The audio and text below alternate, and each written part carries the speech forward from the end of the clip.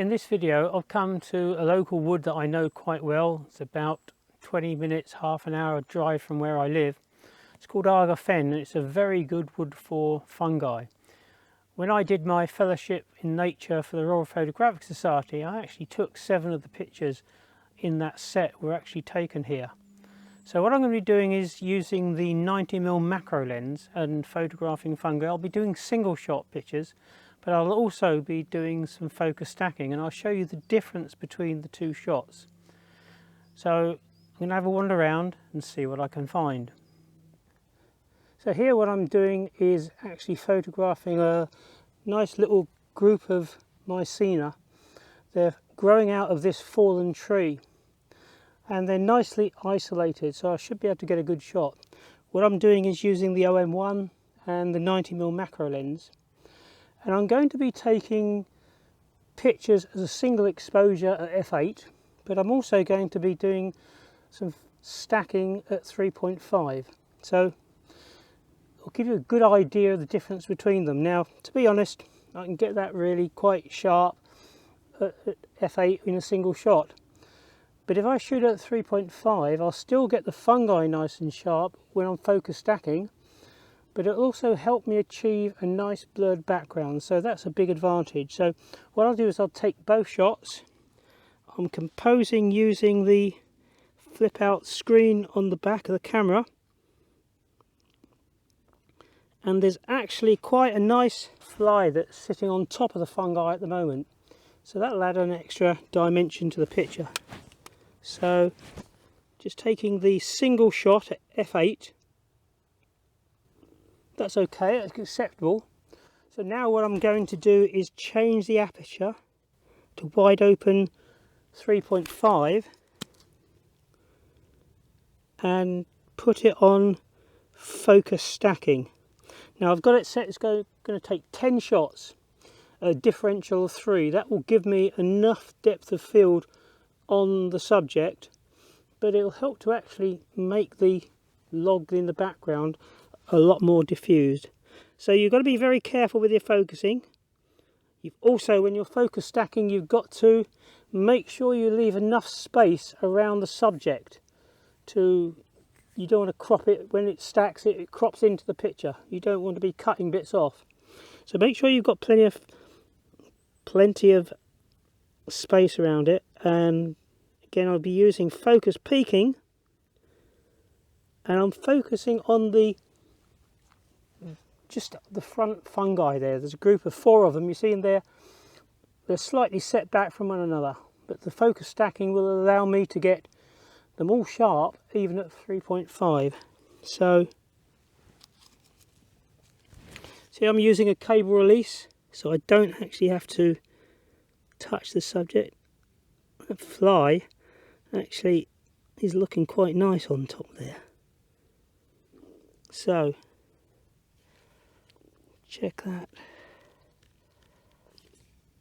Let's give me a 15th of a second. And that's took 10 shots. Now it's actually stacking them in camera. That looks quite nice. So what I've found is a very, very small fungi that I'm photographing. It's actually growing on a twig. It's not growing off the ground or off a tree or anything like that. It's actually on a little bit of broken twig, and it's really minute. So this is where the 90mm macro lens really comes into its own, because it allows me to actually get the lens about 2 or 3 inches away from the actual subject there. Now with this, because it's on a twig, how do I actually support it? Well, what I'm using is a Wimberly Plamp.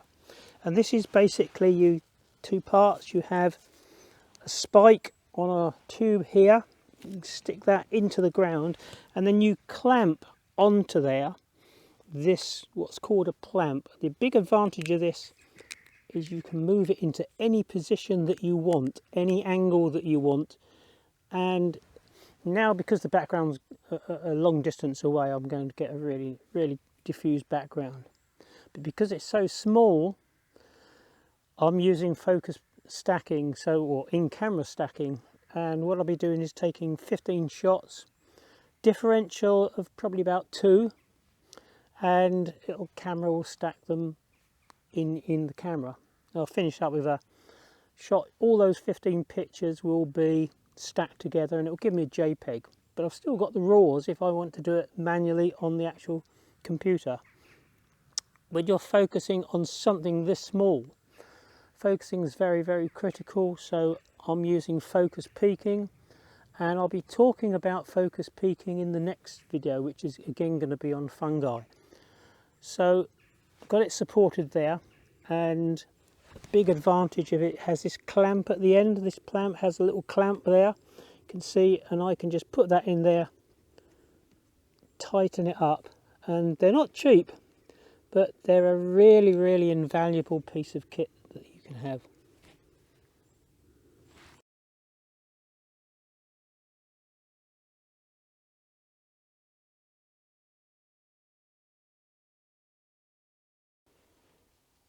Although when you come to woodland to photograph fungi, most of the macro pictures you're going to be taking are with a macro lens. But here I'm actually using a wide angle lens to photograph this little group of what's called turkey tail fungi. Now, they're actually sort of in quite a nice position because the trees in the background make a nice backdrop. The big advantage of this lens, which is the 8-25, is it's got a very, very good close focusing facility. Now, the distance there between the edge of that fungi and the lens is only about 2 inches. But I can focus manually very carefully on that fungi, shoot at f8, put the ISO down to 400, because there's not going to be any cam shake. I've got it on the tripod. I could actually do it handheld, that wouldn't be too much of a problem. I'd obviously have to put the shutter speed up. What I'm actually getting at the moment is an 1/8 of a second. Well, I could handhold that quite easily, so I might actually have a go at that. But sometimes it's nice to actually show the actual fungi in its habitat rather than always going for a tight, close macro shot where the background's out of focus. Here, the background is all part of the picture. So using a wide angle lens, providing it does actually have a close focusing facility on it, it'll actually, as I say, up to 2 inches. It's amazing. So what I've done is set it all up there. I'm obviously composing on the back screen. I did sort of disable the focus peaking for this one, and the reason is that when you're using a wide angle lens, sometimes, particularly like this, it's difficult to tell exactly where your focusing is. So I've actually disabled it for this shot, which I don't often do. But it's an f8, 1/8 of a second, and that looks really, really nice. But an 1/8 of a second I can hand hold actually. So what I'm going to do is take it off the tripod.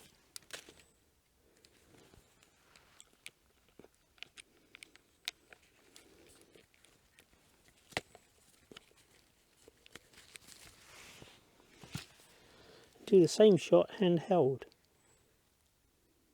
Now I'm just checking that I have got it all in focus, yeah. Now I'm not focus stacking this because I don't need to. I'm going to get enough depth of field with this wide angle lens so I can just get it and try it in portrait format. Actually, it doesn't look too bad in portrait format. In fact, I think I actually prefer that.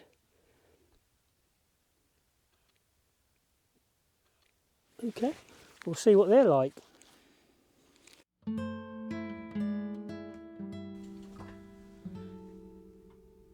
Although I was pleased with the other images I'd taken at Arger Fen, this image of 3 Mycena fungi that had been attacked by the bonnet mould parasite was the shot of the day that I was most pleased with.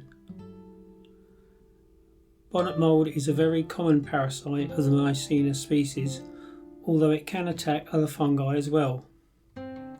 Its other common name is pin mould. It's very photogenic, and to obtain maximum depth of field I opted for stacking using a differential of 4 and 15 images in the stack. Critical focusing is vital for macro photography, and for this shot I used focus peaking to ensure I obtained all three Mycena in focus. I'll be talking and showing examples of using focus peaking for macro photography in the next video. Thanks for watching.